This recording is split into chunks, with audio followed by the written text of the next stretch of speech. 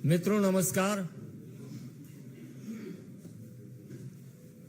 आज विशेष रूप से भारतीय जनता पार्टी के वरिष्ठ नेता, दिल्ली प्रदेश भारतीय जनता पार्टी के पूर्व अध्यक्ष माननीय मनोज तिवारी जी दिल्ली में मचे लूट पर यह एक विशेष प्रेस कॉन्फ्रेंस आयोजित है और साथ में है अपने माननीय राष्ट्रीय प्रवक्ता शहजाद पूनावाला जी।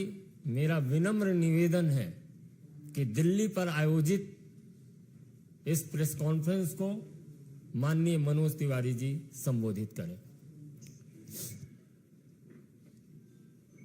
दोस्तों, दिल्ली स्तब्ध है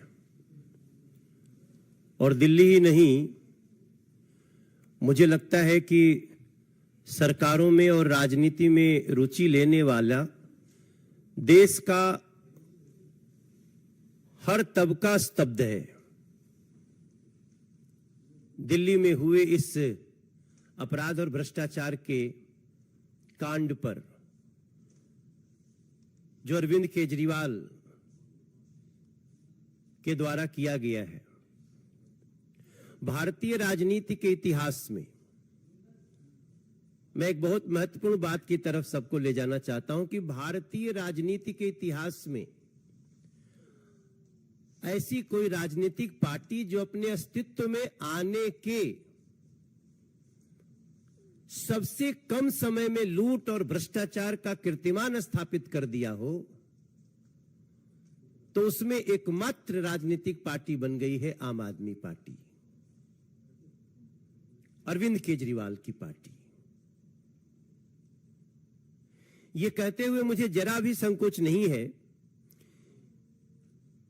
कि आम आदमी के नाम से पार्टी बनाया और आम आदमी के खजाने को ही लूटने का काम किया और लूटते लूटते यहां तक पहुंच गए। ऐसा कभी नहीं हुआ है। आम आदमी के खजाने को लूटने के लिए आम आदमी का ही प्रयोग किया है और हम पहले से कहते आ रहे हैं कि ये जितने भी घोटाले दिल्ली सरकार के हुए हैं, इसमें कोई जेल में हो या जेल में जाने वाला हो या जांच के घेरे में हो, ये सबका अगर कोई सही मायने में किसी के इशारे पे हो रहा है तो अरविंद केजरीवाल के इशारे पे हो रहा है। मुझे लगता है कि जहां तक दिल्ली के राजमहल के भ्रष्टाचार का मामला है,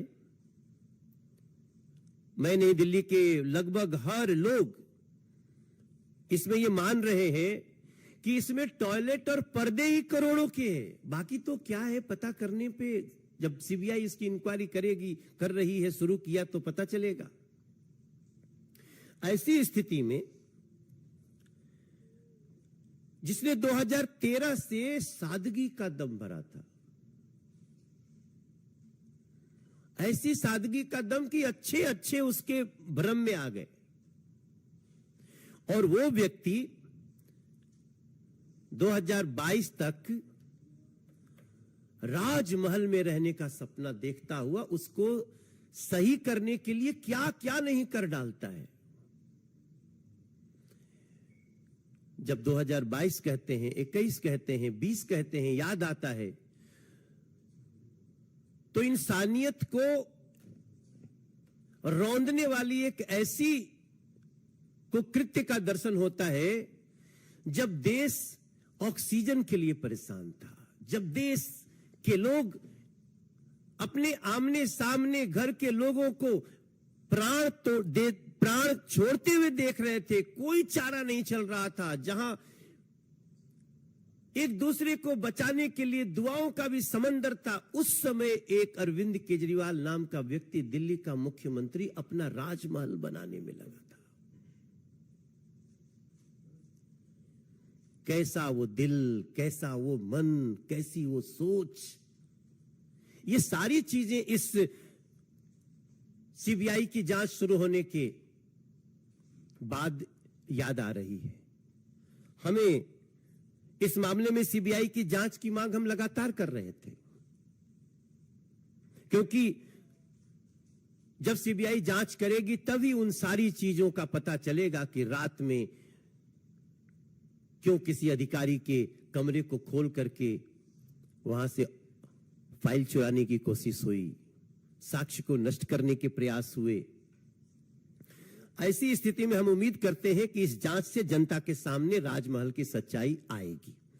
और राजमहल घोटाले की जांच इसलिए भी जरूरी है, वो सभी लोगों से मैं बताना चाहता हूं, क्योंकि सीएम बंगला निर्माण के लिए टेंडर जारी करने के नियमों का जो उल्लंघन किया गया वो किसके इशारे पे किया गया, ये जानना बहुत महत्वपूर्ण है। केजरीवाल ने टाइप 7 की पात्रता से कहीं बड़ा अधिक घर बनाने के लिए जो कार्य किया वो किसके इशारे पे, किसके सह पे किया गया, ये सीबीआई की जांच से पता चलेगा। जांच से यह भी पता चलेगा कि किसके निर्देश पर पीडब्ल्यूडी अधिकारियों ने ऐसे भवन निर्माण के लिए छोटे छोटे टेंडर जारी किए, किसके इशारे पे। यह भी पता चलेगा कि फर्निशिंग सामग्री के अलावे भवन निर्माण सामग्री के साथ साथ फर्श के पत्थर, लकड़ी के काम की दर और गुणवत्ता को किसने मंजूरी दी, ये सारी बातें पता चलेंगी। और सब कुछ देखते हुए मेरे जहन में जो बात आती है कि Arvind Kejriwal government is government of criminals, run by criminals in a manner of criminals. हम बहुत बार करप्शन की बात करते हैं, लेकिन आज हमें ये सब कुछ देख के लगता है कि ये गवर्नमेंट अपराधियों के द्वारा चलाई जा रही है और सीबीआई की जांच इसमें सही मायने में तह तक जा करके ऐसे लोगों को सजा दिला पाएगी, ऐसा मेरा विश्वास है।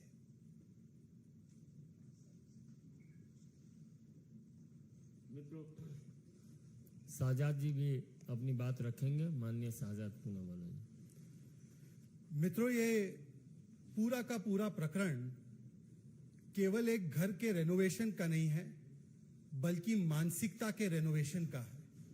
जिन लोगों ने राजनीति में ये कस्में वादे लेकर आने का काम किया था कि हम छोटे घर में रहेंगे, हम वीवीआईपी सिक्योरिटी नहीं लेंगे, हम छोटी गाड़ी से चलेंगे, हमें तो केवल 2 रूम का घर चाहिए और क्या चाहिए, पैर पसारने की जगह चाहिए। आज उस मानसिकता का ऐसा रेनोवेशन हुआ है कि सुल्तान केजरीवाल एक भ्रष्टाचार का महल बनाते हैं। ये सुल्तान केजरीवाल की कहानी है। और सुल्तान केजरीवाल ने जब दिल्ली की जनता ऑक्सीजन के लिए, दिल्ली की जनता वेंटिलेटर के लिए, दिल्ली की जनता की रसोइयां बंद थी, जब दिल्ली के लोग त्राहिमाम त्राहिमाम कर रहे थे कोविड के काल में, तब सुल्तान केजरीवाल ने एक फतवा जारी किया कि मेरा भ्रष्टाचार का बड़ा महल बनेगा। और उस फतवे के बाद किस प्रकार से वियतनाम से फ्लोरिंग आई, करोड़ों रुपए की। पीडब्ल्यूडी का आप देख लीजिए, किसी के भी घर पे ज्यादा से ज्यादा अगर लगता है तो मकराना मार्बल, और वो भी हाई क्वालिटी का मार्बल होता है, राजस्थान से आता है मकराना। पर मकराना मार्बल ताजमहल में तो लग सकता है, सुल्तान केजरीवाल के भ्रष्टाचार के महल में मकराना मार्बल लगेगा। उन्होंने कहा वियतनाम का सफेद मार्बल आएगा। हमारे घर में पर्दे लगते हैं, 200, 300, 400 रुपए के पर्दे लगते हैं, 500 रुपए का मैक्सिमम, 1000 रुपए का बहुत बड़ा हो गया। तो यहां पर 8-8 लाख का एक पर्दा, 8 लाख रुपीस का पर्दा। हमारे घर में टॉयलेट भी होता है, 200-300 रुपए की टॉयलेट की सीट आती है। यहां पर 4 लाख रुपए की एक टॉयलेट की सीट, 4 लाख रुपए का कमोड। कल्पना कीजिए, 60 लाख रुपए खर्च किए गए रसोइयां बनाने में, और एक नहीं अनेक रसोइयां बन रही थी। 4-5 सदस्य हैं उनके घर में, 15 टॉयलेट बने, 15 टॉयलेट, 4-5 लोगों के बीच के लिए 15 टॉयलेट, और हर टॉयलेट में पाउडर रूम भी बना है। अब सोचिए पाउडर रूम क्या होता है। टॉयलेट के भीतर घुसने ही वहां पर कैसे शर्ट लगानी है, कैसे मेकअप करना है, उसके लिए उसको पाउडर रूम कहते हैं। तो 15 पाउडर रूम भी बने, उसके ऊपर 15 लाख खर्च हुआ। यह केवल अश्लील खर्च का मामला नहीं है दोस्तों, ये अश्लील खर्च के साथ साथ भ्रष्टाचार का भी सीधा सीधा मामला है, क्योंकि अभी जैसे हमारे सांसद साहब बता रहे थे, मनोज जी बता रहे थे, सारे रूल नियमों को बाईपास किया गया। आपको पता होगा, कई मीडिया के लोगों ने स्टोरी भी की है और इसी मंच से वो स्टोरी हमने उस पर पीसी भी की है, हमारे अलग अलग नेताओं ने दिल्ली के, कि हर खर्च को 10 करोड़ के नीचे रखा गया। 9,99,999 रुपए रखा गया, ताकि 10 करोड़ पार होते ही जो प्रक्रिया आती उसमें वो प्रक्रिया से बचा जा सके।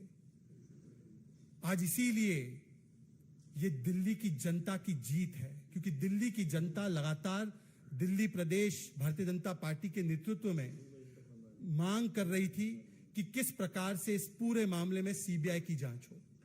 पहले सीएजी की भी जांच हुई, तब भी इन्होंने विक्टिमहुड कार्ड निकाला। आज सीबीआई की जांच हुई है, देख लेना 5-10 मिनट के बाद अब ये सारे लोग मिलकर बोलेंगे, देखिए हमें प्रताड़ित किया जा रहा है, हमें दबाया जा रहा है, हम इधर अच्छा काम कर रहे हैं, हम उधर अच्छा काम कर रहे हैं, इसीलिए विक्टिमहुड कार्ड आएगा। परंतु आज विक्टिमहुड कार्ड का नहीं, आज समय है रिपोर्ट कार्ड देने का। अरविंद केजरीवाल जी, रिपोर्ट कार्ड दीजिए अपने भ्रष्टाचार का। शराब घोटाले में मनीष सिसोदिया, आज भी कोर्ट ने उनको अंदर रखा है। क्या कोर्ट विंडेटा कर रहा है? और शराब घोटाले में तो कांग्रेसी, आप ही के नए नए मित्र, जिनके साथ आपकी किस प्रकार की खटास है पंजाब से लेकर हर जगह पर, उन्होंने उसका स्वागत किया।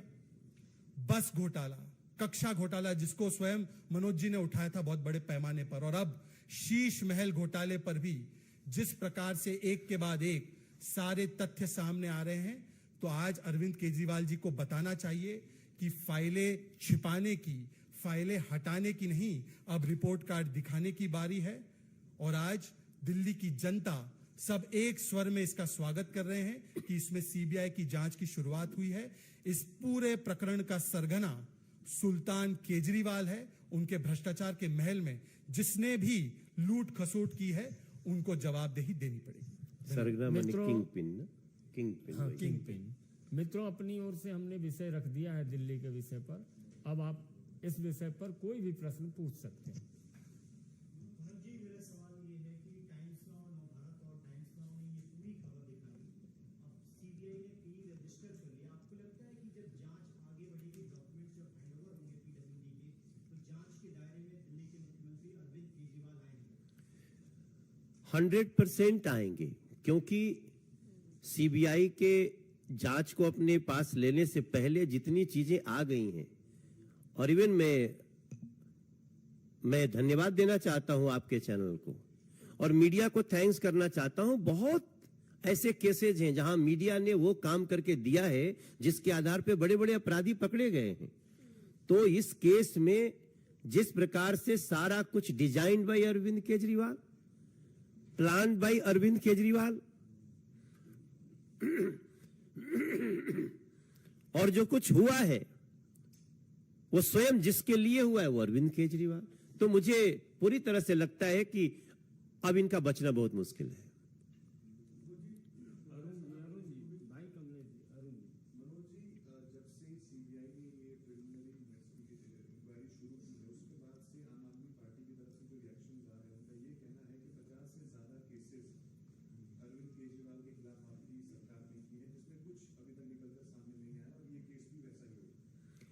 ये चालाकी अरविंद केजरीवाल ने शुरू से किया है और इसका बहुत बड़ा बड़ा मुद्दा भी चला है कि अरविंद केजरीवाल साइन क्यों नहीं करते हैं। तभी मैंने कहा कि इन अ क्रिमिनल मैनर, ये शब्द इसलिए प्रयोग किया कि ये बड़ी प्लानिंग के साथ चल रहे हैं। लेकिन अब जहां फंसे हैं, मुझे लगता है कि जिस पूरी मोडस ऑपरेंडी को आम आदमी पार्टी के नेता बोलते रहते हैं, अब शायद इसके बाद नहीं बोल पाएंगे।